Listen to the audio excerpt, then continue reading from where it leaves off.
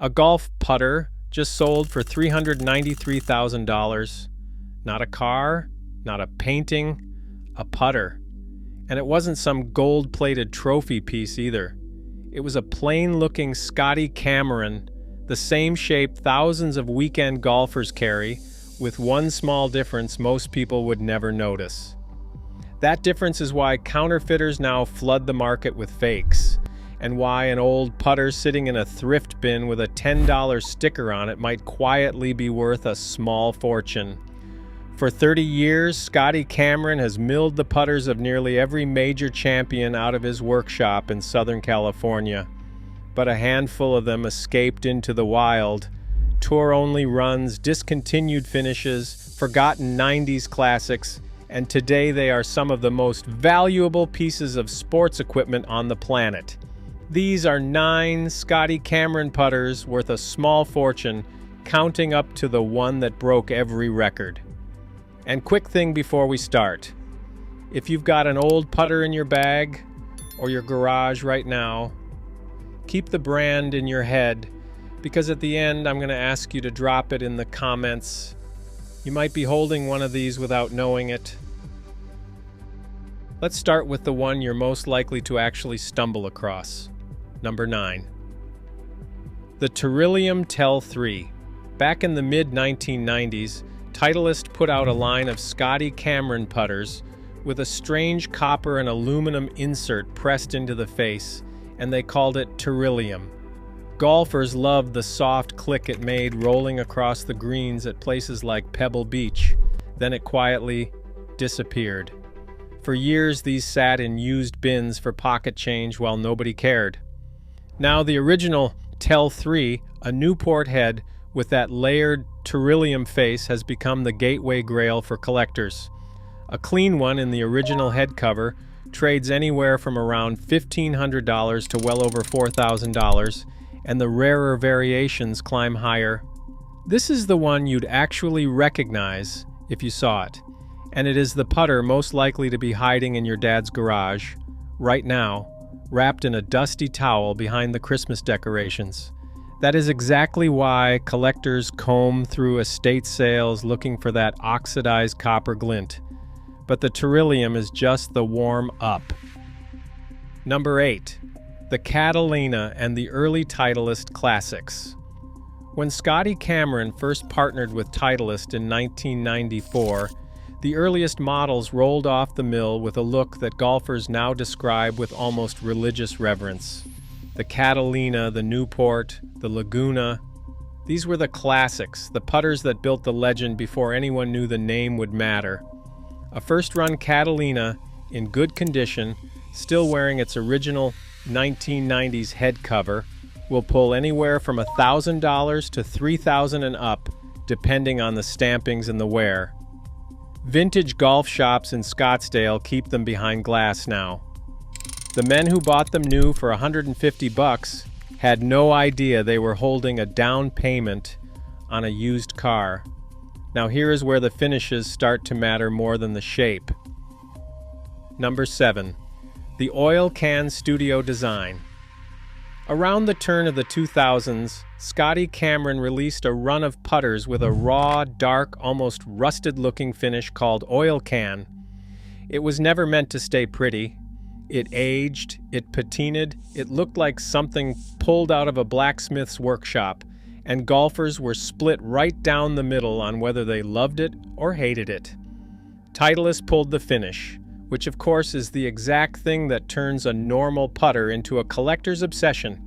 A genuine oil can studio design putter, especially the Newport 2, now trades in the range of $2,000 to $5,000, with the cleanest, untouched examples reaching higher. The irony writes itself. The finish designed to look worn is now the one people are terrified to scratch. And speaking of putters that were never supposed to be collectible, number 6, the Napa. This is the opposite of the Teryllium. Where that one hides in plain sight, the Napa hides from almost everyone. Named after the wine country up in Northern California, it is a long, flowing, almost elegant blade that looks nothing like the chunky mallets dominating tour today. It has a devoted following among purists who swear nothing rolls a ball like it. Because it was produced in limited numbers and never really mass-marketed, the Napa became a quiet cult classic. Depending on the era and whether it carries tour markings, a Napa can run from around $3,000 up past $8,000. Walk into a high-end club-fitting studio in California and mention you own one, and watch the fitter's eyebrows climb. It is the putter that separates the casual fan from the real collector. If you are finding this useful and you've got a putter you're now side-eyeing, do two quick things.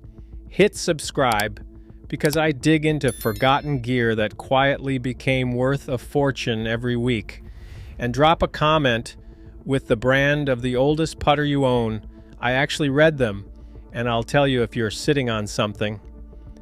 Now let's get into the pieces that stopped being golf clubs and started being investments. Number 5, the 009.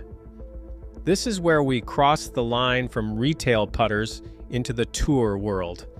The 009 is a handcrafted model built in Scotty Cameron's own shop for touring professionals, and the number itself has become shorthand among collectors for serious money. These were never sold in stores. They were made in tiny batches, often for a specific player, milled from premium steel and finished by hand at the workbench in California. A genuine 009, especially one with tour stampings or a documented player history, trades in the range of $5,000 to $15,000, and the ones tied to a known pro go far beyond that. When one shows up on the collector forums, it sells in hours. The 009 is the putter that taught the golf world that a name stamped on the sole could be worth more than the sum of the metal. But the metal itself is about to become the whole story. Number 4, German stainless steel. Collectors just call it GSS. This is a special stainless steel sourced from Germany that Scotty Cameron reserved almost exclusively for tour putters, prized for the way it feels and the deep, warm sound it makes at impact. You could not buy it at a golf shop. The only way to get a GSS putter was to be a professional or to know exactly who to talk to inside the tour van. A tour-issue German stainless Newport 2 now commands anywhere from around $8,000 to $25,000, and the number keeps climbing as fewer clean examples surface. Hold one next to a standard steel putter, and most people can't see the difference. That's the point. The value isn't in what it looks like. It's in what almost nobody was ever allowed to have. And the moment you add one specific symbol to that steel, the price detonates. Number 3, the circle, T. If you ever see a small circle with a capital T stamped on the back of a Scotty Cameron, stop breathing for a second. That mark means Circle Tour, and it signals a putter made strictly for touring professionals, never intended for public sale.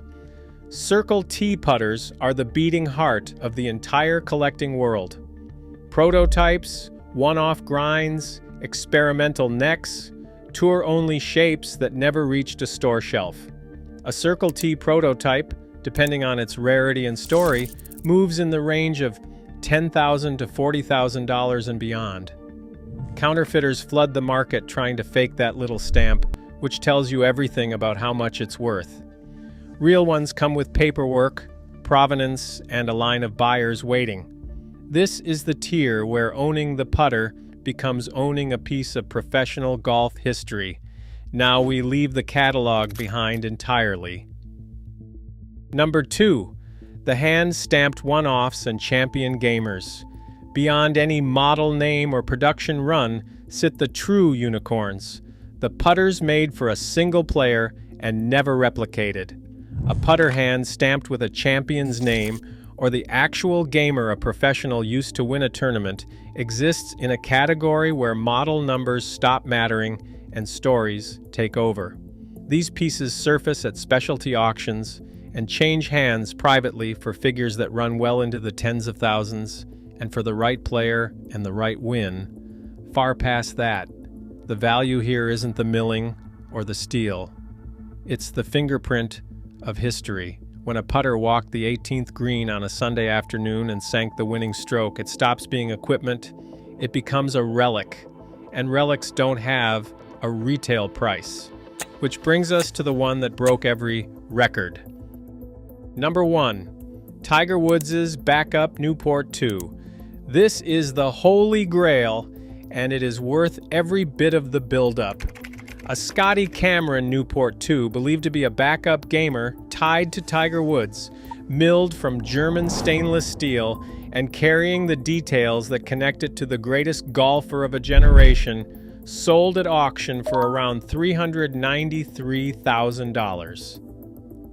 Sit with that number for a second. Nearly $400,000 for a putter.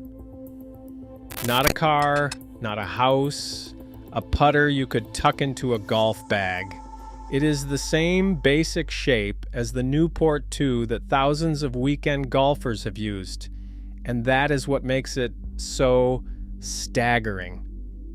The difference between a $200 putter and a $400,000 putter came down to whose hands held it, and the story stamped into its history. That single sale rewired how the entire golf world thinks about what a putter can be worth. So here's the question that should be nagging you right now. What's actually sitting in your garage, or your father's, or that box of clubs you inherited and never looked at twice? Because the terrifying and thrilling truth is that these putters are still out there, mislabeled at estate sales, buried in thrift store barrels, leaning in the corner of a garage priced at $10. If you own an old Scotty Cameron, before you do anything, check the sole for a Circle T, check the face for a Teryllium insert, and look up the model before you ever let it leave your hands. Photograph it, search the sold listings, and post it to a collector forum before you sell it for coffee money. And do me a favor, drop the brand of your oldest putter in the comments right now, because a small fortune has a way of hiding in plain sight, wrapped in a dusty head cover, waiting for someone to finally look closely. Maybe that someone not as you.